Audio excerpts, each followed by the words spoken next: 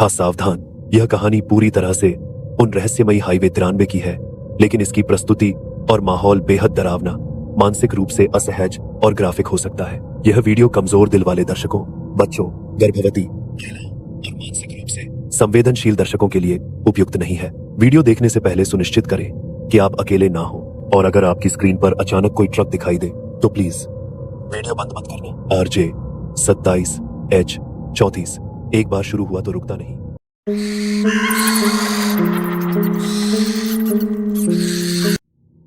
Highway 93 जो राजस्थान और गुजरात की सीमा पर 327 किलोमीटर तक फैला है, सिर्फ एक रास्ता नहीं बल्कि वो रेखा है जहां रात और मौत एक दूसरे के बगल से गुजरते हैं। इस सड़क पर हर साल सैकड़ों ट्रक चलते हैं, लेकिन कुछ ट्रक वापस नहीं लौटते और कुछ ट्रक लौट तो आते हैं मगर ड्राइवर नहीं। 1996 की सर्दियों में जब पहली बार उस ट्रक ने उस मोड़ को पार किया था, तब किसी को नहीं पता था कि वो टायर सिर्फ जमीन पर नहीं बल्कि किसी भूतिया समझौते पर घूम रहे हैं। उस ट्रक का नाम RJ 27H9134 था, एक पुराना मगर मजबूत लेलैंड जिसका मालिक और ड्राइवर था धर्मवीर सिंह। धर्मवीर कोई आम आदमी नहीं था, उसे लोग रक्तवीर कहते थे क्योंकि उसने कभी ब्रेक नहीं लगाया, कभी हार नहीं मानी, और एक बार तो उसने रात के अंधेरे में एक नीलगाय को टक्कर मार दी थी, फिर भी ट्रक नहीं रोका था। पर उस रात, जिस रात सब शुरू हुआ, हवा में अजीब सी नमी थी। रात 1:13 हो रहे थे और धर्मवीर अकेले हाईवे 93 पर अपने ट्रक के साथ दौड़ रहा था।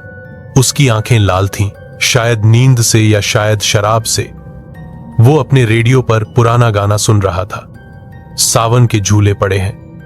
तभी ट्रक के शीशे पर अचानक कुछ गिरा, धप, गूंज जैसे कुछ गिरा। धर्मवीर ने देखा, पर कुछ नहीं। उसके पीछे से एक और आवाज, हाई किक, किक जैसे कोई ट्रक की छत पर चल रहा हो।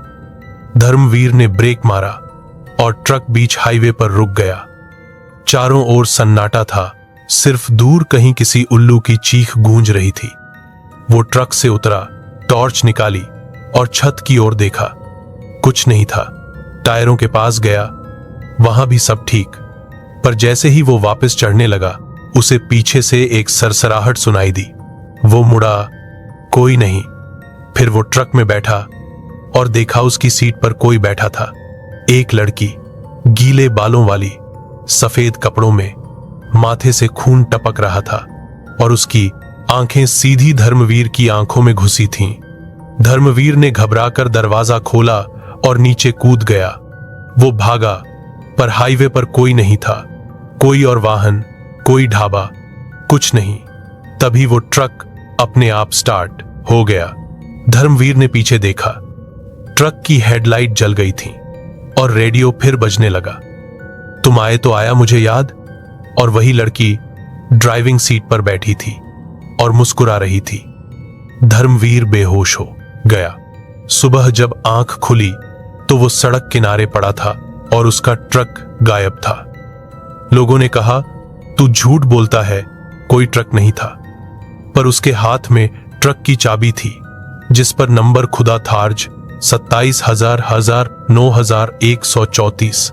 उसके हाथ कांप रहे थे। पर असली डर तब शुरू हुआ जब उसी दिन शाम को उसने एक होटल में टीवी पर न्यूज देखी, एक ट्रक दुर्घटना में 13 लोग मारे गए। Truck number 27H9134। वो ट्रक जो धर्मवीर के अनुसार चोरी हो गया था, वो कैसे अहमदाबाद की भीड़ में लोगों को कुचलता गया। धर्मवीर पागल हो गया। PRU यानी पैरानॉर्मल रिस्पॉन्स यूनिट को इसकी सूचना दी गई। उनके पास पहले से ही इस हाईवे पर दर्जनों ट्रक हादसों के मामले थे। अजीब एक समानताएं, सभी हादसे रात 1:13 के आसपास होते।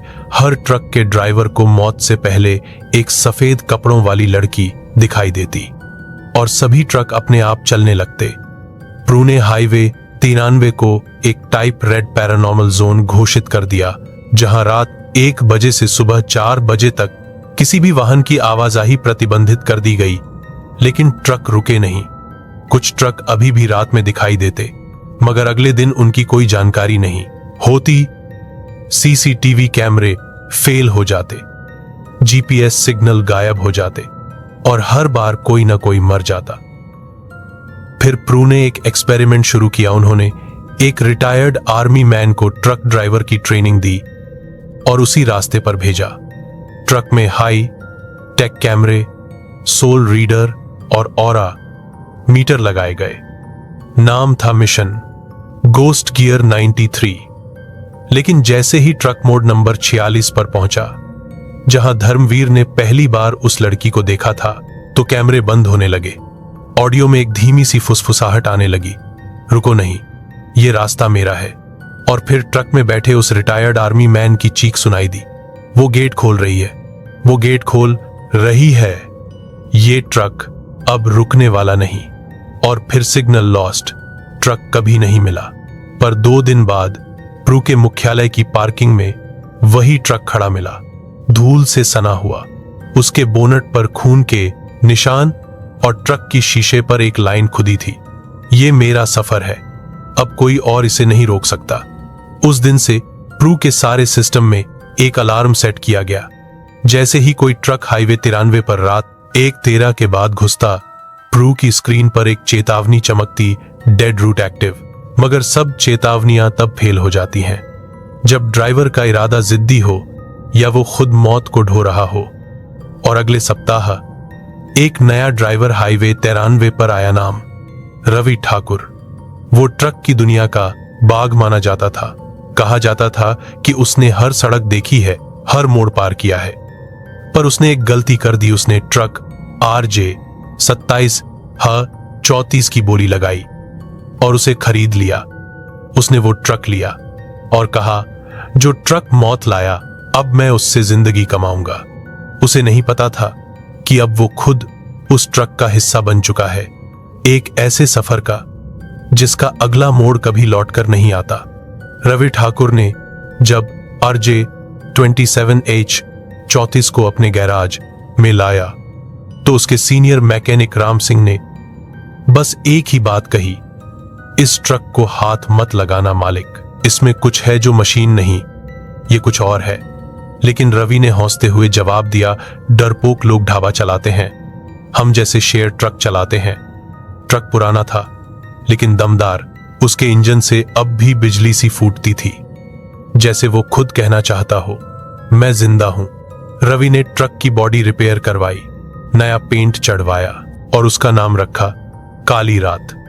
नाम पर किसी ने ऐतराज नहीं जताया, लेकिन कुछ लोग दबी जुबान में कहने लगे कि रवि अब खुद से बात करने लगा है। वो ट्रक से बातें करता था जैसे वो कोई इंसान हो और वो जवाब देता हो। शाम के समय जब बाकी ड्राइवर शराब पी रहे होते, रवि अकेला अपने ट्रक के बोनट पर बैठा सिगरेट के धुएं में कुछ ढूंढ रहा होता। एक रात राम सिंह ने रवि को ट्रक के पास बैठे देखा। वो बोल रहा था, धीरे धीरे किसी को समझा रहा था, नहीं, इस बार हम नहीं रुकेंगे, चाहे जो हो जाए। राम सिंह चुपचाप वहां से चला गया, क्योंकि उसकी हिम्मत नहीं थी कि वो उस वक्त रवि को टोक सके। अगले दिन रवि ने घोषणा कर दी, मैं हाईवे 93 पर माल ले जा रहा हूं और इस बार रात को निकलूंगा। सभी ड्राइवर सन्न रह गए। शंभू ड्राइवर ने धीरे से कहा, क्या तू पगला गया है ठाकुर? 1:13 बजे उस हाईवे पर ट्रक नहीं जाता, वहां आत्मा ट्रक चलाती है, इंसान नहीं। रवि ने जवाब दिया, तो आज मैं देखता हूं वो आत्मा कौन है जो रवि ठाकुर के ट्रक को चला ले जाए। शाम 8:45 बजे वो रवाना हुआ। ट्रक चमक रहा था, बॉडी पर बड़े बड़े शब्दों में लिखा था, काली रात, मौत से तेज। प्रू की स्क्रीन पर चेतावनी चमक उठी, RJ 27 एंटर्ड हाईवे 93। अधिकारी एक दूसरे को देखने लगे, कई चेहरों पर डर उभर आया। तुरंत एक इमरजेंसी मीटिंग बुलाई गई, जिसमें तय हुआ कि रवि से संपर्क किया जाए, लेकिन उसका मोबाइल अनरीचेबल था। PRU ने अपने 2 जासूस नील और अमाया को एक खास SUV में रवि के ट्रक के पीछे लगाया। SUV में लेजर माइक्रोफोन, थर्मल स्कैनर और स्पेक्ट्रल इमेजिंग कैमरा लगे थे। रात के 12 बज रहे थे जब रवि का ट्रक हाईवे 93 पर मोड नंबर 46 की तरफ बढ़ रहा था, जिसे PRU डेथ कर्व कहती थी। रवि ट्रक में अकेला था, लेकिन रेडियो पर अजीब सी घुटी घुटी आवाजें आ रही थीं। वो आ रही है। रवि ने रेडियो बंद कर दिया और हंसते हुए कहा, अगर तू आ रही है तो सीधा सामने आना, क्योंकि रवि ठाकुर किसी मोड़ पर नहीं रुकता। सुव में बैठे नील और अमाया ने ट्रक का तापमान देखा। ट्रक के इंजन से तो सामान्य हीट निकल रही थी, पर उसके अंदर -3 डिग्री। नील ने कहा, वो ट्रक इंसान चला ही नहीं सकता, अंदर कोई और है। अचानक शव की हेडलाइटें फड़फड़ाने लगीं, गाड़ी के शीशे पर बर्फ जमने लगी और कैमरे ब्लैक हो गए। GPS ने आखिरी सिग्नल दिया, व्हीकल एंटरिंग कर्व 46, और फिर अंधेरा। SUV रुक गई, इंजन फेल हो गया। अमाया ने कांपते हुए कहा, हम कहां हैं? और तभी पीछे से एक ट्रक की हेडलाइट आई, पूरे हाईवे को सफेद कर गई। वो ट्रक न तो ब्रेक मार रहा था, न हॉर्न बजा रहा था, बस सीधा उनकी शव की तरफ आ रहा था, मानो कोई देख ही नहीं रहा। नील और अमाया गाड़ी से बाहर कूदे और ट्रक उनकी शव को कुचलता हुआ निकल गया। एक भी आवाज नहीं, एक भी इंसानी रिएक्शन नहीं, बस जैसे मौत किसी को छूकर गुजर गई हो। नील ने ट्रक का नंबर देखा, 27H 9134 पर ट्रक की ड्राइविंग सीट खाली थी, बिल्कुल खाली, और अगले ही सेकंड ट्रक हवा में गायब हो गया। नील ने अपने मोबाइल से फुटेज प्रू को भेजी, लेकिन भेजने से पहले ही उसका फोन जल गया, जैसे कोई अदृश्य करंट उसके भीतर घुस गया हो। अगले दिन PRU की रिपोर्ट में दर्ज हुआ, Ravi Thakur has gone missing. Truck RJ 27H 9134 not traceable. SUV wreckage found near curve 46. Paranormal activity level black. Ravi की पत्नी गांव में बैठी बस इतना कह पाई, उसने मुझसे कहा था कि मैं जल्दी लौटूंगा और फिर हम नई जिंदगी शुरू करेंगे, पर क्या कोई ट्रक जिंदगी से तेज भी जा सकता है? इधर ट्रक चालकों में अफवाहें फैल गईं। RJ 27H 9134 अब किसी इंसान का ट्रक नहीं रहा, अब वो खुद एक आत्मा है। कहा जाने लगा कि अगर कोई उस ट्रक को छुए तो उसकी हथेलियां जले हुए लोहा छूने जैसी हो जाती हैं, और उसके सपनों में वही लड़की आती है, गीले बालों वाली, जिसकी आंखों में सिर्फ रात बसती है। फिर एक नई घटना हुई। एक रात अचानक CCTV कैमरे में एक दृश्य कैद हुआ। प्रू की सीमा के गेट नंबर 7 से एक ट्रक गुजरा, बिना किसी सायरन या अलार्म के। वो ट्रक था RJ 27H 9134, लेकिन उसके बोनट पर लिखा था, अब तुम सब मेरी सवारी हो। ट्रक प्रू के मुख्य भवन के सामने रुका, उसका हॉर्न 3 बार बजा और फिर दरवाजा अपने आप खुल गया। बाहर कोई नहीं निकला, लेकिन अंदर से फुसफुसाहटें आने लगीं। अब हर रास्ता मेरा है, हर गाड़ी मेरी है, हर ड्राइवर मेरी आंखों से देखेगा। और उसी रात प्रू के 4 अधिकारी पागल हो गए। उनकी आंखें सफेद हो गई थीं और वो अकाकारी पागल हो गई थीं। सब एक ही वाक्य दोहराते जा रहे थे, RJ 27H 9134, RJ 27H 9134, RJ 27H 9134। कहानी अब सिर्फ एक ट्रक की नहीं रही थी, ये अब एक श्राप बन चुका था। एक ऐसी आत्मा का श्राप जिसे रास्ता बंद करना आता ही नहीं था। PRU ने अब अपने सबसे खतरनाक एजेंट को बुलाया, नाम अर्जुन राय, जिसे पैरानॉर्मल टर्मिनेटर कहा जाता था। अर्जुन ने आते ही कहा, ट्रक नहीं, अब हमें उसके पीछे की आत्मा को मारना होगा। पर वो नहीं जानता था कि आत्मा अब सिर्फ एक रास्ते में नहीं है, अब वो हर मोड़, हर रेड लाइट, हर ढाबे के शीशे में छिपी है। और हर ट्रक जो उस नंबर को देखता है, RJ 27H 9134, उसका इंजन अपने आप स्टार्ट हो जाता है। अर्जुन राय, जिसे PRU की फाइलों में P कोड स्लेयर कहा जाता था, उसने अपने करियर में 17 आत्माएं खत्म की थीं, 5 श्रापों को जलाया था और 2 बार खुद मौत से लड़कर लौटा था। लेकिन RJ 27H 9134 उसके लिए कुछ अलग था। जब उसने पहली बार ट्रक की तस्वीर देखी तो उसकी आंखें एक पल के लिए रुकीं। इसमें कुछ ऐसा है जो किसी इंसान के बनाए लोहे से नहीं बना। प्रू के डायरेक्टर ने अर्जुन को सारी फाइलें दी। धर्मवीर की घटना, रवि ठाकुर का गायब होना, नील और अमाया की रिपोर्ट और वह वीडियो जिसमें ट्रक खुद प्रू के दरवाजे तक आया था। अर्जुन ने एक ही बात कही, मुझे उस लड़की का नाम चाहिए जिसने ट्रक को सबसे पहले छुआ। प्रू के डेटा रिकॉर्ड में खंगालने पर एक पुरानी फर मिली। 1996 में मोड़ 46 के पास एक लड़की की लाश मिली थी जिसकी पहचान नहीं हो पाई थी। मौत के समय उसकी उम्र करीब 19 साल थी। कपड़े फटे हुए, चेहरे पर घाव के निशान और हाथ में एक ट्रक की चाबी जिस पर खुदा था RJ 27 हज 91134। मामला उस समय दबा दिया गया क्योंकि कोई दावेदार नहीं आया, लेकिन पोस्टमार्टम रिपोर्ट में एक अजीब बात थी। उसके शरीर पर पहियों के निशान नहीं थे, बल्कि ऐसा लग रहा था कि ट्रक उसके शरीर से गुजरा ही नहीं, फिर भी उसकी पसलियां चकनाचूर थीं। अर्जुन ने रिपोर्ट पढ़ते हुए कहा, यह आत्मा सिर्फ मरी नहीं, इसे ट्रक ने नहीं मारा, इसे ट्रक ने निगला है। प्रू ने हाईवे 93 पर एक डमी ट्रक भेजा जिसमें विशेष कैमरे, ब्लैक सॉल्ट, होलोविक आभा डिटेक्टर और अर्जुन खुद था। रात 1 बजे ट्रक मोड़ 46 की तरफ बढ़ा। रेडियो बंद था, सभी उपकरण ऑन। अर्जुन ने ट्रक की शीशे में देखा तो खुद को पीछे से कोई देखता महसूस किया, लेकिन जैसे ही उसने पलटकर देखा कोई नहीं, पर शीशे पर एक नाम उभर आया, रूही। अर्जुन ने तुरंत सॉल्ट एनालाइजर में डाला। नाम की ऊर्जा स्तर जांची -93.6, जो कि मृत्यु के बाद होने वाले दर्द का स्कोर होता है। रूही शायद वही लड़की थी जो ट्रक से जुड़ी थी। तभी ट्रक के रेडियो पर एक मटमैली आवाज गूंजने लगी, तुम्हें क्या चाहिए अर्जुन, मुझे क्यों ढूंढते हो?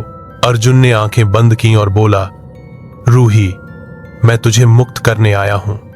लेकिन रूही हंसी, एक ऐसी हंसी जो न तो लड़की की थी न आत्मा की, वो जैसे ट्रक की बॉडी से निकल रही हो, टायरों से, इंजन से, चक्कों की दरारों से। अब मैं सिर्फ आत्मा नहीं, अब मैं ट्रक हूं, अब मैं रास्ता हूं। ट्रक अचानक रुक गया, बिना ब्रेक के, बिना किसी झटके के, जैसे किसी अदृश्य हाथ ने उसे थाम लिया हो। शीशे पर अब पूरी कहानी उभर आई। 1996 की एक रात, रूही जो गांव से भागी थी, धर्मवीर ट्रक ड्राइवर से लिफ्ट मांगी थी। धर्मवीर ने कहा था, चढ़ जा, लेकिन किराया शरीर से देना पड़ेगा।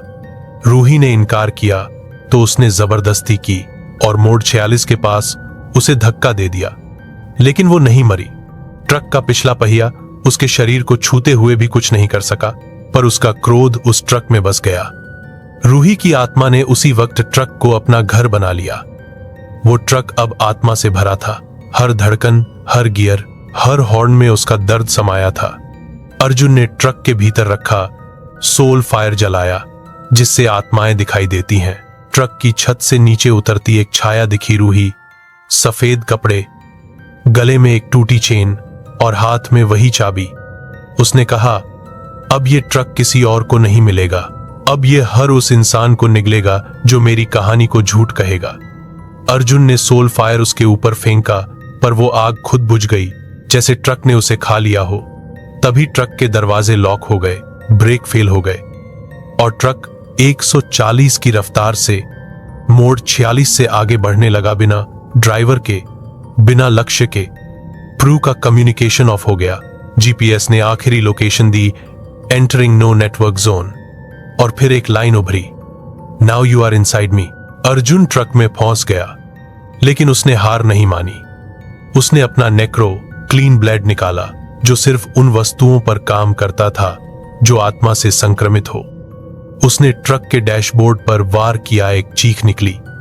ट्रक झटके में रुका, लेकिन साथ ही रेडियो से आवाज आई, अगर तूने मुझे जख्मी किया तो अब तुझे मेरी पूरी कहानी जाननी होगी। और तभी ट्रक की खिड़की से बाहर दिखने लगा एक पुराना दृश्य। 1996 की सड़क, वही धर्मवीर रूही को धक्का देता हुआ। वो चीखती है, मैं लौटूंगी, मैं लौटूंगी, इस रास्ते को मैं श्मशान बना दूंगी। फिर ट्रक में आग लग जाती है। धर्मवीर भागता है, पर ट्रक चलता रहता है, बिना ड्राइवर के, रूही की आत्मा के साथ। अर्जुन यह सब देखता रहा और उसकी आंखों से खून टपकने लगा, मानो ये सब उसकी आत्मा में घुस रहा हो। उसे अब समझ में आया, ये ट्रक किसी तांत्रिक श्राप से नहीं बना, ये ट्रक खुद पीड़ा से बना है। एक औरत की पीड़ा, जिसे किसी ने कभी सुना नहीं, जिसे किसी ने न्याय नहीं दिया। अब ट्रक उसका बदला है, हर रात 1:13 पर चलने वाला बदला। और अब अर्जुन उसका अगला निशाना था। अर्जुन ट्रक के भीतर फंसा हुआ था। चारों तरफ लोहे की दीवारें जैसे सजीव हो उठी थीं। डैशबोर्ड से धुआं नहीं, बल्कि एक स्त्री की चीखें निकल रही थीं। हर स्टीयरिंग घुमाने पर कोई अदृश्य हाथ उसकी कलाई पकड़ लेता। गियर बदलते ही उसके कानों में कोई फुसफुसाता, अब तू कहां भागेगा अर्जुन? उसने प्रू को कॉल करने की कोशिश की, लेकिन उसकी वॉकी टॉकी से बस एक ही सिग्नल निकला, शिश। फिर एक बच्ची की हौंसी, फिर वही लड़की की आवाज, जब मैंने मदद मांगी थी तब कोई नहीं आया, अब मैं सबको साथ लेकर चलूंगी। ट्रक अब अजीब सी जगह पहुंच गया था। जीपीएस कोई लोकेशन नहीं दिखा रहा था। खिड़की के बाहर सिर्फ कोहरा और लहराती परछाइयां, जैसे सड़क नहीं, कोई सपना हो जिसमें कदम रखने भर से आदमी खो जाए। अर्जुन ने अपनी जेब से ब्लेस्ड ग्लास निकाला, एक छोटा सा कांच का टुकड़ा जिस पर गंगा जल से मंत्र लिखे गए थे। जैसे ही उसने उसे खिड़की की ओर किया तो धुंध छंट गई और ट्रक के आगे एक कब्रिस्तान नजर आया। लेकिन यह कोई आम कब्रिस्तान नहीं था। यहां हर कब्र पर ट्रक के नंबर खुदे थे, 27 हज 9134 सैकड़ों बार। हर कब्र पर वही नंबर। अर्जुन का शरीर ठंडा पड़ने लगा, उसका सांस लेना भारी होता गया। तभी ट्रक का इंजन बंद हो गया और सभी दरवाजे एक साथ लॉक हो गए। कांच के शीशे पर एक चेहरा उभरा, गंदे उलझे बाल, आंखों से खून बहता, चेहरे पर घावों की लकीरें और होंठों से टपकती हंसी रूही। उसने धीरे से कहा, अब तू मेरा हिस्सा है अर्जुन, मैं तुझे नहीं मारूंगी, मैं तुझे भी ट्रक बना दूंगी। अर्जुन ने आखिरी बार हिम्मत जुटाई, अपना स्पेल डिवाइजर ऑन किया, जिससे आत्मिक ऊर्जा को बाहर निकाला जा सकता था। पर जैसे ही उसने बटन दबाया तो ट्रक की सीटों से खून उबलने लगा। सीट बेल्ट खुद उसके गले में लिपटी और स्टीयरिंग अपने आप घूमने लगा। ट्रक फिर से चल पड़ा, लेकिन इस बार वो आगे नहीं, पीछे जा रहा था, उल्टी दिशा में। वही पुराने मोड़, वही ढाबा, वही मोड़ 46। लेकिन अब हर जगह एक अजीब चीज थी, हर इंसान रुका हुआ था, जैसे समय फ्रीज हो गया हो। ढाबे में बैठा वेटर चाय गिरा रहा है, लेकिन चाय हवा में रुकी है। एक बच्चा हंस रहा है, लेकिन उसकी हंसी रुकी है। और हर कोई जो भी ट्रक की ओर देख रहा है, उनकी आंखों से खून बह रहा है। ट्रक ने अचानक ब्रेक मारा और फिर इंजन बंद हो गया। दरवाजा अपने आप खुला, अर्जुन बाहर निकला, पर जो उसने देखा उससे उसकी आत्मा कांप उठी। ट्रक अब सड़क पर नहीं था, वो एक पुराने वीरान थिएटर के सामने खड़ा था, जिसका नाम था रूही टॉकीज। अर्जुन को याद आया, प्रू की पुरानी फाइलों में यह थिएटर एक आत्मा प्रसारित स्थान था, जहां कभी एक फिल्म रिलीज हुई थी, ट्रक वाली, जिसकी शूटिंग के दौरान एक लड़की जलकर मर गई थी। और तभी से यह थिएटर बंद पड़ा था। लेकिन अब इसके गेट खुले थे और अंदर से ट्रक का हॉर्न सुनाई दे रहा था, पा पा पा। अर्जुन ने हिम्मत जुटाई, अंदर घुसा और देखा कि थिएटर के स्क्रीन पर वही ट्रक RJ 27 हज 34 दौड़ता हुआ दिख रहा है। हर बार एक नया ड्राइवर, हर बार वही मोड़ 46, हर बार वही चीख रूही, माफ कर दे। और फिर वो ड्राइवर ट्रक में समा जाता। अर्जुन को समझ में आ गया कि ये ट्रक नहीं, एक आत्मा का फिल्मी लूप है, जो बार बार अपनी मौत, अपना बदला और अपनी पीड़ा दोहराती है। और जो भी इसे देखता है वो उसका हिस्सा बन जाता है। स्क्रीन के पीछे से कोई चलकर आ रहा था, धीरे धीरे, गर्द भरे कदम, चमकती आंखें रूही। उसने कहा, अब मुझे किसी इंसाफ की जरूरत नहीं, अब मैं खुद न्याय हूं। हर मोड़ पर मौत, हर हॉर्न पर चीख और हर शीशे में मैं। अर्जुन ने ट्रक की चाबी निकाली, जो उसके जेब में अब तक गर्म हो रही थी। उसे जैसे ही स्क्रीन की ओर फेंका तो पूरी थिएटर जल उठी। एक तेज चीख गूंजी, नहीं, ये मेरा घर है, तू कैसे जला सकता है मेरे वजूद को। अर्जुन की आंखें लाल हो गईं, शरीर झुलस गया, लेकिन उसका हाथ ट्रक की आत्मा को जला चुका था। थिएटर राख में बदल गया और ट्रक गायब। PRU की रिपोर्ट में लिखा गया, RJ 27H34 lost from all dimensions, agent Arjun Ray in coma, case temporarily closed. लेकिन अगले दिन जयपुर हाईवे पर एक नई रिपोर्ट आई। एक ट्रक बिना ड्राइवर के दिखाई दिया, जिसका नंबर था 27H34 और उसकी विंडशील्ड पर लिखा था, तूने मुझे जलाया नहीं अर्जुन, तूने बस मेरी एक कहानी खत्म की है, अब मेरी अगली फिल्म शुरू होगी। अर्जुन कोमा में था। प्रू के सुरक्षा चैम्बर में रखा गया था, जहां हर दीवार तांत्रिक सुरक्षा चिन्हों से ढकी थी। कमरे का तापमान 3°4 रखा गया ताकि आत्मिक ऊर्जा स्थिर रहे। PRU के डायरेक्टर विशाल सिंह उसकी हालत देखकर चिंतित थे। यह ट्रक सिर्फ एक श्राप नहीं, ये कोई चलती फिरती आत्मिक फिल्म है जिसमें जो एक बार घुसा वो कहानी का हिस्सा बन गया। प्रू की साइको एनर्जी विश्लेषक डॉक्टर अनवी ने अर्जुन के दिमाग को स्कैन किया और उसके ब्रेन वेव्स में एक पैटर्न पाया। हर 93 सेकंड में दोहराता हुआ एक दृश्य ट्रक, आग, मोड़ 46 और रूही की चीख। प्रू ने यह तय किया कि अर्जुन को उस ट्रक की आत्मा से बाहर निकालने के लिए एक कॉन्शियस प्रोजेक्शन डाइव करनी होगी, एक तकनीक जिसमें कोई प्रशिक्षित एजेंट अर्जुन के अवचेतन में उतरकर उस आत्मिक लूप को काट सकता है।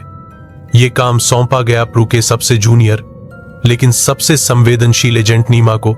नीमा ने पहले कभी किसी आत्मा से सीधा सामना नहीं किया था, लेकिन उसकी खासियत थी वो मृत लोगों की स्मृतियों को पढ़ सकती थी और उस स्मृति से संवाद कर सकती थी। उसे अर्जुन के पास लिटाया गया, उसके माथे पर मंत्रित जल लगाया गया और उसका अवचेतन अर्जुन के दिमाग में प्रवेश कर गया। जैसे ही नीमा अर्जुन के दिमाग में उतरी, वो खुद को एक वीरान सड़क पर खड़ा पाया। चारों ओर कोहरा, अंधेरा और हवा में ट्रक के टायरों की गंध। अचानक पीछे से एक ट्रक चीखता हुआ निकला, 27H9134। नीमा झुक गई। ट्रक उसके पास से होकर निकल गया, लेकिन उसके साथ एक साया भी बहा। अर्जुन। नीमा उसके पीछे दौड़ी और ट्रक के भीतर घुस गई। वो अब ट्रक के अंदर थी। डैशबोर्ड से खून बह रहा था, स्टीयरिंग कांप रहा था और रेडियो से एक अजीब सी ललबी बज रही थी, सो जा, अब तू भी कहानी बनेगा। नीमा ने अर्जुन को देखा। वो पीछे की सीट पर बैठा था। उसकी आंखें सफेद हो चुकी थीं, होंठ सूखे हुए और उसकी उंगलियां हवा में कोई कहानी लिख रही थीं। मोड़ 46, धक्का, रूही, फिल्म, ट्रक। नीमा ने उसके पास बैठते हुए फुसफुसाया, मैं तुझे लेने आई हूं, हम दोनों यहां से बाहर चलेंगे। तभी ट्रक का दरवाजा अपने आप लॉक हो गया। साइड मिरर पर लिखा उभरा, कोई वापसी नहीं। नीमा ने अपनी ब्लेस्ड रिंग उठाई और डैशबोर्ड पर मारी, लेकिन ट्रक अब उसके चारों ओर सिकुड़ने लगा, जैसे वो सिर्फ एक गाड़ी नहीं बल्कि एक कोठरी हो जिसका हर हिस्सा दर्द से भरा हो। फिर सामने की स्क्रीन पर चलने लगी एक फिल्म, रूही की कहानी, उसकी मौत, उसकी जलती हुई आत्मा और धर्मवीर की चीखें। नीमा ने अर्जुन का हाथ पकड़कर कहा, तू अब सिर्फ कहानी नहीं है, तू लेखक है, लिख अपनी मुक्ति। अर्जुन की उंगलियां हिली। उसने फुसफुसाया, ट्रक को रोको, उसके टायर में आग लगाओ। कहानी वहीं से शुरू हुई थी। नीमा समझ गई उसे ट्रक के टायर तक जाना होगा, लेकिन ट्रक अब उड़ने लगा था। कोहरे के बीच मृत आत्माओं के ऊपर से गुजरता हुआ हर आत्मा एक कहानी, हर कहानी एक चीख। नीमा घिसटती हुई ट्रक के पिछले हिस्से में पहुंची, जहां टायर से धुआं निकल रहा था और बीच में चाबी घुसी थी, वही चाबी जिस पर लिखा था RJ 27H9134। नीमा ने अपनी रिंग निकाली, उसे चाबी के साथ लगाया और जोर से घुमाया। तभी पूरा ट्रक थर्राया। एक आत्मा चीखी, रूही। ट्रक के भीतर आग फैलने लगी और उसी आग में से रूही निकली सफेद लिबास में। उसके चेहरे पर अब घृणा नहीं, दर्द था और उसकी आंखों में आंसू। उसने कहा, मैं कभी मरना नहीं चाहती थी, मैं बस घर लौटना चाहती थी, मां से मिलना चाहती थी, लेकिन इस ट्रक ने मुझे निगल लिया। अब तुम भी। उसने हाथ बढ़ाया नीमा की ओर, लेकिन नीमा ने चाबी निकाल ली और कहा, अब तेरा ट्रक बंद, अब तुझे रुकना होगा। चाबी बाहर आते ही ट्रक रुक गया, धुंध छोड़ गई और नीमा अर्जुन के साथ बाहर एक सड़क पर आ खड़ी हुई। अर्जुन की सांसें वापस आईं। नीमा बेहोश हो गई, लेकिन उसकी रिंग अब जल रही थी। उसमें कोई नाम उभर रहा था, रूहिया देवी, 1996, अनरिजॉल्व्ड सोल। प्रू ने दोनों को वापस उठाया, लेकिन प्रू के सर्वर पर एक नई वीडियो आई। एक पुलिस जीप जिसका नंबर RJ 27H9134 था और उसके डैशबोर्ड पर एक सफेद चुन्नी टंगी थी। एक नई कहानी शुरू हो रही थी। प्रू के कंट्रोल रूम में हलचल मच गई थी। जिस पुलिस जीप का वीडियो सामने आया था वो कभी प्रू के ही एक पुराने केस की संपत्ति हुआ करती थी। एक केस जिसमें 3 अफसर लापता हो गए थे और रिपोर्ट में दर्ज हुआ था RJ 27H9134 नंबर की जीप में आखिरी बार देखे गए, फिर कभी नहीं लौटे। अब वही नंबर फिर सामने आया था और इस बार एक लाइव वीडियो फीड में वो जीप जयपुर के बाहरी इलाके की सुनसान सड़क पर अकेली दौड़ रही थी, बिना ड्राइवर के। विशाल सिंह ने तुरंत नीमा और अर्जुन को बुलाया, जो अब तक मेडिकल यूनिट में रिकवर कर रहे थे। अर्जुन की आंखों में अब भी वह ट्रक था और नीमा की रिंग अब राख हो चुकी थी, लेकिन उसकी उंगलियों पर रूही के आंसुओं की छाप अब भी जल रही थी। विशाल ने कहा, हमें लगता था हमने आत्मा को मुक्त कर दिया, पर लगता है वो ट्रक अब रूप बदल चुका है, जीप बनकर वापस आया है और शायद अब उसके अगले शिकार कोई आम लोग नहीं बल्कि हम होंगे। PRU ने उस जीप को ट्रैक करने के लिए एक विशेष D स्क्वाड भेजी। 4 अनुभवी एजेंट्स और एक तांत्रिक इंजीनियर, नाम था राघवेंद्र। राघवेंद्र ने एक शब्द बाधा यंत्र तैयार किया था जो किसी भी आत्मिक वाहन को सीमित क्षेत्र में रोक सकता था। D स्क्वाड उस जीप के पीछे रवाना हुई, जिसका कैमरा फीड अब भी ऑन था, लेकिन स्क्रीन पर सिर्फ एक दृश्य बार बार आ रहा था। एक पुरानी फिल्म चलती हुई जिसमें एक औरत लाल साड़ी में जीप की पिछली सीट पर बैठी है और बाहर से आवाज आ रही है, हम मोड़ 46 को कभी पार नहीं कर सके। D स्क्वाड जैसे ही जीप के पास पहुंची, उनके चारों कैमरे बंद हो गए, GPS गायब और हवा में एक अजीब सी गंध फैल गई, इजले बालों, भीगे कपड़ों और गीली मिट्टी की। जीप अब रुक गई थी और उसकी सारी लाइटें अपने आप ऑन हो गईं। चारों एजेंट उतरे और उसे घेर लिया। राघवेंद्र ने यंत्र एक्टिवेट किया, पर तभी जीप से एक तेज हॉर्न बजा और यंत्र का कांच चटक गया। उसके भीतर से एक औरत की हौंसी गूंजी और उसके साथ ही हवा में धुआं भर गया। D स्क्वाड के एक सदस्य की चीख सुनाई दी, फिर सन्नाटा। अर्जुन और नीमा हेलीकॉप्टर से मौके पर पहुंचे, लेकिन जो उन्होंने देखा उससे शरीर सुन्न पड़ गया। चारों एजेंट्स की बॉडी जीप के बोनट पर उल्टी पड़ी थी, उनकी आंखों से खून बह रहा था और जीप अब भी चल रही थी, धीरे धीरे गोल घूमती हुई, जैसे किसी पुरानी फिल्म का सीन दोहराया जा रहा हो। नीमा ने दूर से चिल्लाकर कहा, रूही, अब तुझे क्या चाहिए? तभी हवा में एक आवाज गूंजी, मुझे अब इंसाफ नहीं चाहिए, मुझे अब स्क्रीन चाहिए, मुझे दुनिया को मेरी फिल्म दिखानी है। और अचानक जीप से एक प्रोजेक्टर निकला जो सामने की पहाड़ी पर फिल्म दिखाने लगा। एक कर पुराने सारे मरे हुए लोगों के दृश्य ट्रक में जलते, चीखते, भागते और अंत में सब एक ही शब्द कहते, RJ 27H9134। नीमा ने महसूस किया कि आत्मा अब बस एक वाहन में नहीं बंधी है, वो अब खुद एक सिनेमा बन चुकी है, चलती फिरती फिल्म, जिसमें वो अपने दर्द की कहानी बार बार दिखाकर नए दर्शकों को खुद का हिस्सा बना रही है।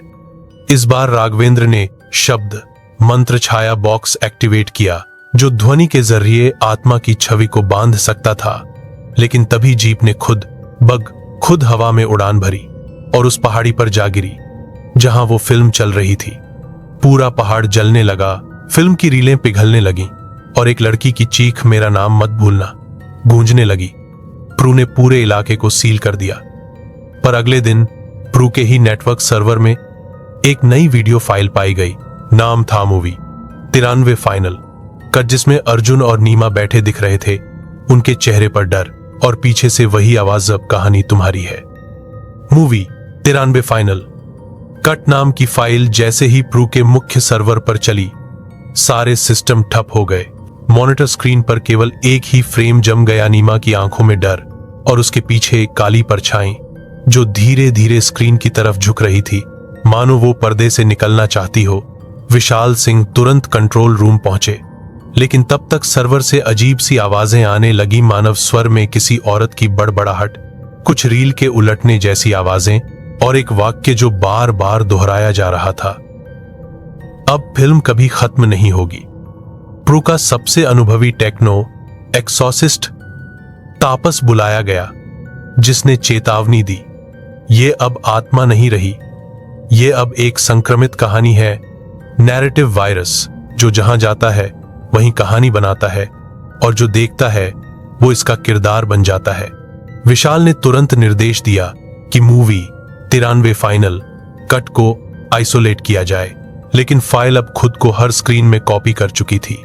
प्रू की लैब, रिसेप्शन, बेसमेंट कैमरे, यहां तक कि वॉशरूम मॉनिटर तक में नीमा की वही तस्वीर चमक रही थी। अर्जुन, जो अब भी मानसिक इलाज में था, अचानक उठा और बोला, रूही को कैमरा चाहिए, स्क्रीन चाहिए, लाइट्स ऑन करो, कहानी शुरू होने वाली है। प्रू के अधिकारी उसे पकड़ने दौड़े, लेकिन जैसे ही एक ने उसका हाथ छुआ, उसकी आंखों से खून बहने लगा। उसने सिर उठाकर कहा, मैं इंटरवल हूं, और वहीं गिर पड़ा। नीमा, जो इस बीच ध्यान साधना से अपनी ऊर्जा लौटा रही थी, समझ गई कि कहानी को काटना अब सिर्फ मंत्रों या मशीनों से नहीं होगा, से खत्म करने का एक ही तरीका था, इस कहानी को पूरा करना।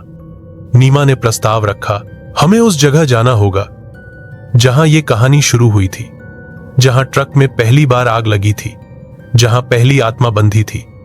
हमें उस हादसे की असलियत देखनी होगी। विशाल सहमत हो गए और एक विशेष टीम तैयार की गई। नीमा, अर्जुन, तापस और एक चुप साधक जो सिर्फ सुन सकता था, क्योंकि कहानी अब ध्वनि से फैलती थी। टीम रात के 2 बजे मोड़ 46 के पुराने हिस्से पर पहुंची, जहां अब सड़क नहीं, सिर्फ राख, लोहे की जली हुई परतें और एक पत्थर पर लिखा था, यहां कभी कोई रुका नहीं, फिर भी सब यहीं ठहरे। अचानक हवा में धुंध घुली और उसी में से ट्रक की परछाई उभरी, जे 27 हाज 9134। लेकिन इस बार ट्रक नहीं चला, बल्कि वो धीरे धीरे पिघलने लगा, जैसे वो धातु नहीं, कोई जमी हुई याद हो। नीमा आगे बढ़ी और जमीन से एक पुरानी फिल्म रील उठाई, जिस पर खून से लिखा था क्लाइमैक्स अनफिनिश्ड। तभी आवाज आई, तू अगर मेरी कहानी को पूरा करेगी तो तुझे मेरी जगह लेनी होगी।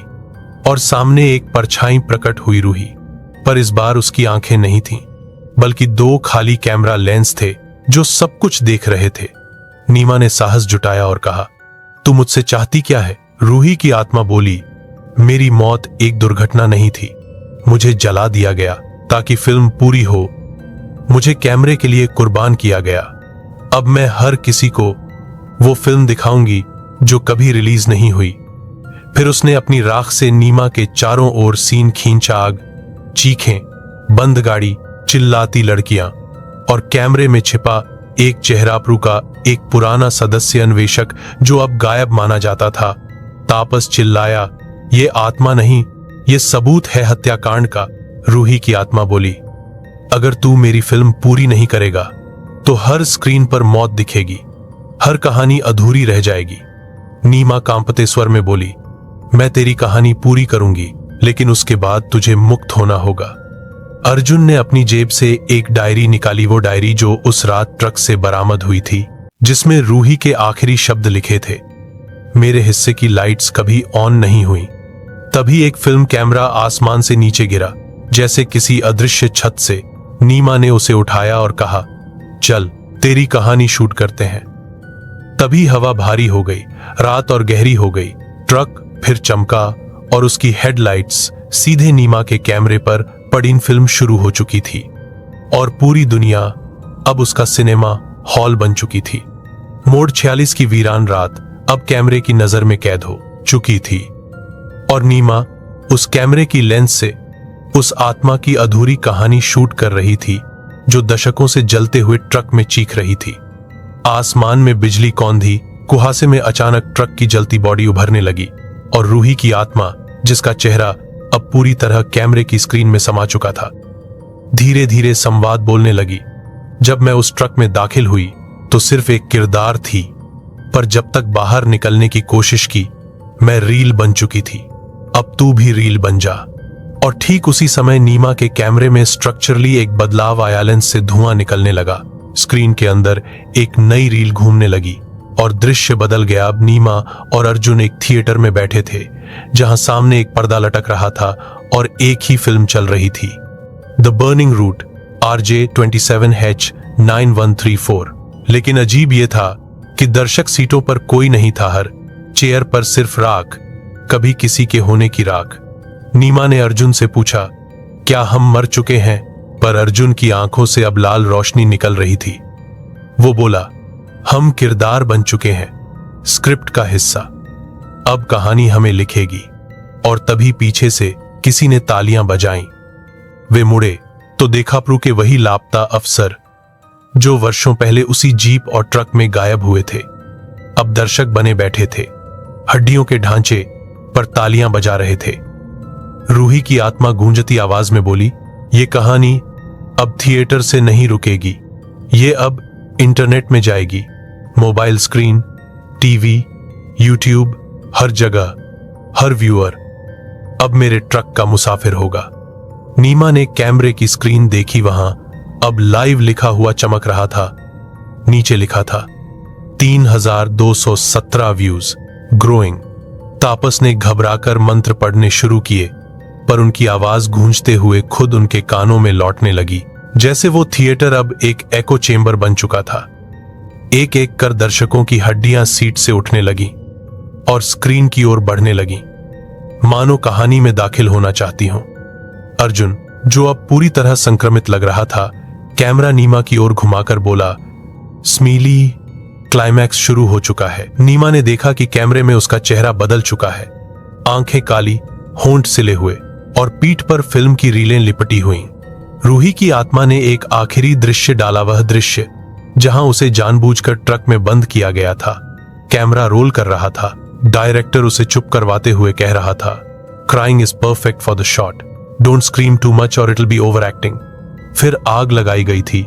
किसी फिल्म के सीन के लिए असली जान कुर्बान कर दी गई थी। रूही चिल्लाई, मुझे किरदार नहीं बनना था, मैं सिर्फ घर लौटना चाहती थी। नीमा की आंखों से आंसू बहने लगे, पर उसकी आंखों में दर्द नहीं, गुस्सा था। उसने कैमरा नीचे पटका और तापस की राख से बने त्रिशूल को उठाया, जो मंत्रों से अभिमंत्रित था। वो सीधे उस स्क्रीन की ओर बढ़ी जहां फिल्म चल रही थी और उसमें कूद गई। पूरी थिएटर हिल गई, कुर्सियां टूटीं, छत से खून बहने लगा और स्क्रीन में धमाका हुआ। जब धुआं छंटा तो सब कुछ शांत था। ना स्क्रीन, ना दर्शक, ना राख, सिर्फ एक कैमरा जमीन पर पड़ा था जिसकी रिकॉर्डिंग रुकी नहीं थी। प्रू हेडक्वार्टर में अचानक सर्वर फिर शुरू हुआ। लाइव स्ट्रीम बंद हो गई, फाइल खुद ब खुद डिलीट हो गई और स्क्रीन पर एक शब्द उभरा, द एंड। लेकिन जैसे ही सबने राहत की सांस ली, एक टेक्नीशियन चिल्लाया, सर, रात 2 बजे से एक नई फाइल अपलोड हो रही है। नाम है क्लाइमैक्स रीशूट। MP4 विशाल ने कंप्यूटर स्क्रीन की ओर देखा। फाइल धीरे धीरे खुल रही थी और उसमें जो चेहरा था वो किसी और का नहीं, नीमा का था। पर उसकी आंखों में लेंस लगे थे और उसकी पीठ पर रीलें। Climax reshoot. MP4 ने जैसे ही खुद को अनलॉक किया, प्रू का पूरा सिस्टम एक बार फिर ब्लैकआउट में चला गया और कमरे की दीवारों पर नीमा का चेहरा प्रोजेक्ट होने लगा। लेकिन वो नीमा नहीं थी जो पहले थी। उसकी आंखें अब स्थिर कैमरा लेंस थीं। उसके होंठ ऐसे सिल दिए गए थे जैसे किसी ने उसकी आवाज को हमेशा के लिए बंद कर दिया हो, और उसकी पीठ से लिपटी फिल्म की रीलें धीरे धीरे स्क्रीन से बाहर लटकने लगीं, जैसे असलियत को खींच लाने वाली जिंदा बेलें। विशाल सिंह ने तुरंत ऑर्डर दिया, मेन ग्रिड बंद करो, सारे नेटवर्क काट दो, सिस्टम को डिस्कनेक्ट करो। पर तब तक बहुत देर हो चुकी थी, क्योंकि वो वीडियो प्रू के कंट्रोल पैनल से निकलकर सीधे देश भर के स्क्रीन पर लाइव स्ट्रीम हो चुका था। Mobile, TV, laptop, smart watch, हर डिवाइस पर एक ही दृश्य चल रहा। थानीमा एक खाली थिएटर में खड़ी है और स्क्रीन पर लिखा है, अब तुम सब दर्शक नहीं, किरदार हो। लोगों के घरों में टीवी से धुआं निकलने लगा, कई जगहों पर लाइट्स जल बुझने लगीं, बच्चों के खिलौने खुद चलने लगे और मोबाइल से अचानक चीखने की आवाजें आने लगीं। रूही की आत्मा अब नीमा के शरीर में पूरी तरह समा चुकी थी और वो कैमरे के सामने खड़ी होकर धीरे धीरे बोल रही थी, मेरी कहानी कभी नहीं मरी। हर बार जब कोई ट्रक RJ 27,9134 का नाम लेता है, एक नई स्क्रीन जल उठती है। अब कोई भी बाहर नहीं रहेगा, हर घर एक थिएटर बनेगा, हर आत्मा एक दर्शक, हर स्क्रीन मेरा ट्रक है। तापस, जिसकी आत्मा अब भी अधर में थी, न्यूरल जोन में फांसी हुई, उसने एक आखिरी तंत्र खोज निकाला, एक तांत्रिक आंटी रील कोड जो सिर्फ एक बार प्रयोग किया जा सकता था, पर इसकी कीमत थी किसी जीवित व्यक्ति को अपने भीतर की सारी यादें छोड़नी होती ताकि वो स्वयं एक रिक्त पात्र बने जहां आत्मा कैद की जा सके। प्रू की साइंटिस्ट भावना ने स्वेच्छा से आगे कदम बढ़ाया, मैं खुद को खाली करूंगी ताकि कहानी को आखिरी बार रोका जा सके। विशाल ने चेतावनी दी, अगर तू ऐसा करेगी तो तू खुद भूल जाएगी तू कौन थी। भावना ने सिर झुकाकर कहा, कोई भी नाम उस नाम से बड़ा नहीं जो हर रात जलता रहा। रूही, रात के ठीक 3:33 बजे एंटी रील कोड एक्टिवेट किया गया, जिसका नाम था ऑपरेशन साइलेंट क्लैप। जैसे ही कोड चालू हुआ, पूरा प्रू कॉम्प्लेक्स एक गूंजती हुई फिल्म के सीन में बदल गया। हर ऑफिस, हर कमरे में प्रोजेक्टर ऑन हो गया और स्क्रीन पर वही दृश्य चला जिसमें ट्रक में रूही जल रही थी। भावना ने मंत्र पढ़ते हुए अपनी आंखें बंद की और कहा, मेरे विचारों को रील बना दो, मेरी यादों को सिनेमा, मेरे वजूद को आखिरी कहानी। तभी स्क्रीन से एक जली हुई हस्ती निकली, नीमा। रूही जो हवा में तैरते हुए भावना के शरीर में समा गई। पूरा भवन कांप उठा, मॉनिटर फटने लगे, रीलें उलटने लगीं। एक समय के लिए समय रुक गया। जब धुंध छंटी तो भावना जमीन पर बेहोश पड़ी थी, कैमरा जल चुका था और स्क्रीन काली थी। विशाल धीरे धीरे उसकी ओर बढ़े और पूछा, क्या तू ठीक है? भावना ने धीमे स्वर में कहा, कौन भावना? वो अब सिर्फ एक शरीर थी, यादहीन पात्र, रूही की कहानी को समेटे हुए एक जीवित पात्र। प्रू ने ऑपरेशन को क्लोज किया, पर ठीक 6 घंटे बाद यूएस के न्यूयॉर्क टाइम्स स्क्वायर पर एक बिलबोर्ड स्क्रीन अपने आप ऑन हो गया, जिसमें नीमा जैसी दिखती एक लड़की मुस्कुरा रही थी और स्क्रीन पर लिखा था, coming soon, RJ 27,934, the burning never ends. दुनिया ने सोचा यह कोई नया हॉरर फिल्म प्रमोशन है, पर प्रू जानता था फिल्म नहीं, ये एक वायरस है, एक आत्मा है, एक कहानी जो हर बार नए चेहरे, नई स्क्रीन और नए किरदारों के साथ लौटती है। प्रू ने RJ 27H9134 केस को अधूरी कहानी सिंड्रोम नाम देकर फाइल क्लोज कर दी थी, पर असल में कोई भी केस खत्म नहीं हुआ था, क्योंकि जैसे ही दुनिया सामान्य होने लगी, वैसे ही रात 12 बजे एक नई वेबसाइट इंटरनेट पर वायरल होने लगी। Web final scene live. लोग जैसे ही उस पर क्लिक करते, स्क्रीन ब्लैक हो जाती और एक ही आवाज गूंजती, तेरा क्लाइमेक्स लिखा जा चुका है। साथ ही उनकी कैमरा फीड ऑन होकर उन्हें खुद को देखने पर मजबूर कर देती, जैसे वो अपने ही जीवन की फिल्म देख रहे हों। भारत में प्रू की सबसिस्टर यूनिट प्रू मुंबई ने देखा कि हर महानगर में एक जैसे ट्रक देखे जा रहे हैं, पुराने, जले हुए, पर नंबर प्लेट वही 27H9134। लोग शिकायतें दर्ज करा रहे थे कि उन्हें चलते ट्रक की खिड़की से एक लड़की दिखती है जो कैमरा लिए बैठे बैठे मुस्कुरा रही होती है और अगले ही पल ट्रक गायब हो जाता है। विशाल सिंह, अब सेवानिवृत्त, पर केस से अब भी मानसिक रूप से जुहे, अपनी एकांत पहाड़ी कोठी में एक नोटबुक में बार बार यही शब्द लिखते रहते थे, कहानी खत्म नहीं हुई। प्रू के सबसे गुप्त विभाग ने तब ऑपरेशन फाइनल फ्रेम लॉन्च किया, एक ऐसा प्रयोग जिसमें उस आत्मा को सिनेमा से हटाकर फिर किसी वास्तविक माटी में बांधने की योजना थी, पर इसके लिए एक नया क्लाइमेक्स शूट करना पड़ता। ऐसा क्लाइमेक्स जिसमें आत्मा को उसके अंतिम दृश्य में बंद किया जाए।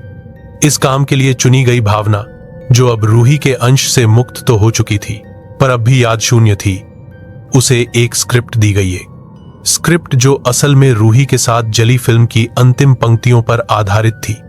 डायरेक्टर बनाया गया तपस्वी नामक एक ब्लाइंड फिल्म मेकर जो अपनी फिल्मों को सिर्फ ध्वनि और स्पंदन से महसूस करता था। लोकेशन चुनी गई वही पुराना ट्रक यार्ड जहां पहली बार RJ27H नोअर 134 खड़ा मिला था, अब एक कब्रिस्तान जैसी जगह बन चुका था। रात के 2 बजते ही शूट शुरू हुआ। क्लैपर गिरा सीन 13, रिडेम्पशन, टेक 1। जैसे ही भावना स्क्रिप्ट के अनुसार संवाद बोलने लगी, मैं लौटना चाहती थी माँ। कैमरा मेरा सपना नहीं था, मुझे सिर्फ घर चाहिए था। हवा में हलचल होने लगी, चारों ओर लगे पुराने ट्रक के शीशों में चेहरों की परछाइयां दिखने लगीं, जैसे पूर्व मृतात्माएं ये दृश्य देखने जमा हुई हों। फिर कैमरे की लाइट जलते ही भावना की आंखों में वह दर्द उभरा जो रूही ने कभी महसूस किया था, और अचानक सब कुछ थम गया। ट्रक यार्ड के बीचों बीच एक ट्रक खुद चालू हो गया। 27,000 H 9,000 बिना किसी ड्राइवर के, पर उसकी खिड़की से कैमरा बाहर लटक रहा था और सीट पर कोई बैठा था नहीं मां, पर वो अब न इंसान थी न आत्मा, वो अब फिल्म बन चुकी थी। स्क्रीन पर एक ही वाक्य उभरा, reel will continue until someone stops watching. तपस्वी ने चिल्लाकर कैमरा बंद करने को कहा, पर कैमरा अब किसी इंसान के कंट्रोल में नहीं था। फिल्म लाइव जा चुकी थी प्रत्येक OTT platform, YouTube, Netflix, prime, Hotstar, सब पर अपने आप एक फिल्म अपलोड हो गई थी। RJ27H 9134 the final cut. लोग जो भी देख रहे थे उन्हें अपने जीवन की ही घटनाएं उसमें दिख रही थीं, पर अंत में एक ट्रक जरूर आता और स्क्रीन पर यही वाक्य चमकता, नाउ इट्स योर टर्न। एक रिपोर्टर ने उस ट्रक का पीछा किया जो रात के 3 बजे हर शहर की सुनसान गलियों में दिखता था। वो उसकी डिक्की तक पहुंचा और जैसे ही उसने कैमरा झूम किया, डिक्की अपने आप खुली। अंदर सिर्फ एक जली हुई लड़की की हड्डियां थीं और एक आखिरी फिल्म रील जिस पर लिखा था क्लाइमैक्स नेवर डाइज। रिपोर्टर वहीं गायब हो गया, केवल उसकी कैमरा फुटेज मिली जिसमें उसकी चीखें रिकॉर्ड थीं और अंतिम फ्रेम में ट्रक की नंबर प्लेट धीरे धीरे पिघलती दिखती है। भारत सरकार ने RJ27H 9134 को एक डिजिटल गोस्ट कैरियर घोषित किया और सभी स्क्रीन पर एक वार्निंग दी जाने लगी, रात 2 से 4 के बीच कोई फिल्म मत देखो, कोई लाइव लिंक मत खोलो, ये नंबर से शुरू होने वाले किसी ट्रक को मत देखो।